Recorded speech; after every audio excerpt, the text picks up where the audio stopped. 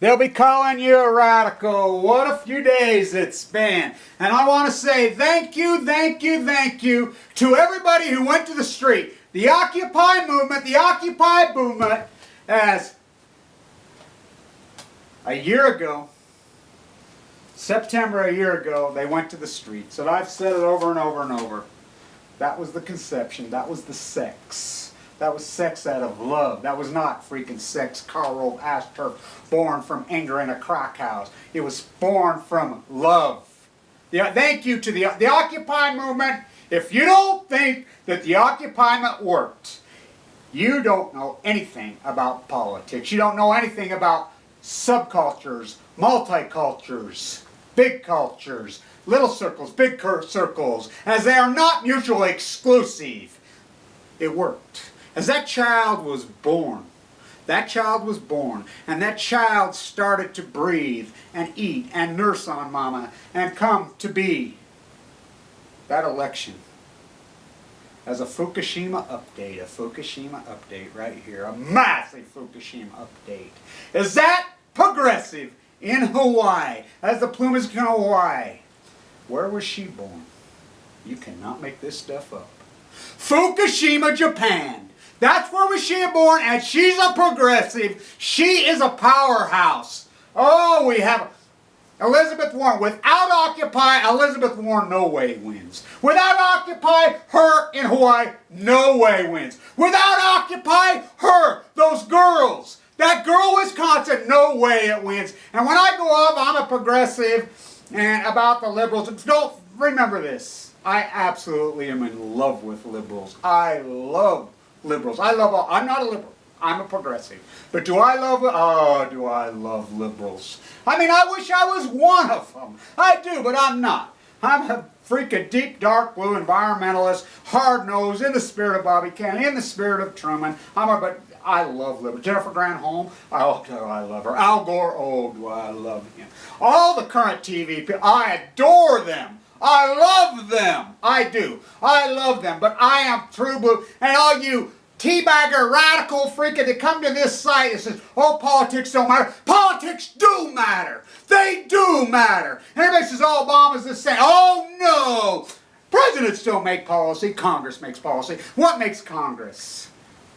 They are your representative. As I live in the reddest district there was, this maniac teabagger won here 80-20. I stand my ground. It does matter. It does matter. Why was Obama not able to accommodate? You don't think he tried? Oh, he tried. Because the great obstructionist, the racist obstructionist, the party of the racists, the party that hates the environment, murder the environment, murder the environment, murder the environment, exploit for our short-term gains. As I went to our cell this morning, every year, I didn't get to go last year. As you know, I have a very special video coming up on 11/11/11 as this journey 1 year as I've been fighting my life, as I rant and rave and carry on about Fukushima is going to give you cancer, then I get leukemia. Given 2 months to live. Exactly a year ago, went in that hospital. No chance of living. So acute, so horrible. So impassioned now. What a journey. We have a book sale at our library. As you know, as Edward Abbey, it was said about him, as he spent years writing his PhD, his doctoral thesis, or he may have meant his master work. He spent years writing. He would go from the landscape to the library. And that was McFarlane who wrote that for The Guardian. What a beautiful piece that is. I'll post it. As they have their cells, I've been spending my whole life in that magnificent, incredible library of ours. Oh, what a place that place is. Talk about a place for knowledge. Well, anyway, they unload all their archives, and I get great Christmas presents. I got really great books for my grandchildren there 2 years ago. Amazing. Well, whole series of art books today. I grabbed them. I flip it open. Very first photograph. This stuff, you can't make it up. As I like to say, you cannot make it up. Is that who we are? That's the Karl Rove. That was in 1483. The year 1483. And I think that's why I stress it when I teach. I stress on my children. I stress on so many people that art history has to be a big part of your academia career. Business students, I rant and rave to them. Do a bit, Go over to the art department, hang out in there for a while, because finance is an art.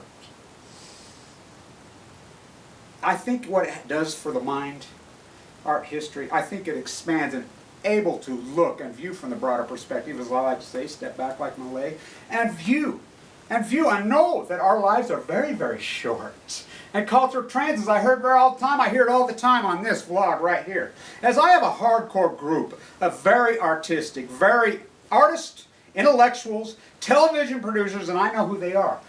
I could put up a video that I know that's only going to be about 300 and something views, but I will still put it up. Because I know who the 300 are that are watching. I know they're extremely intelligent. I know they're extremely dynamic. And I know my little circle, my little army, connects with their circles. And our circles make big circles. And we are not mutually exclusive. We are connected. As an orange ate on its side, as I like to say. As you cannot make this up, she was born in Fukushima, Japan.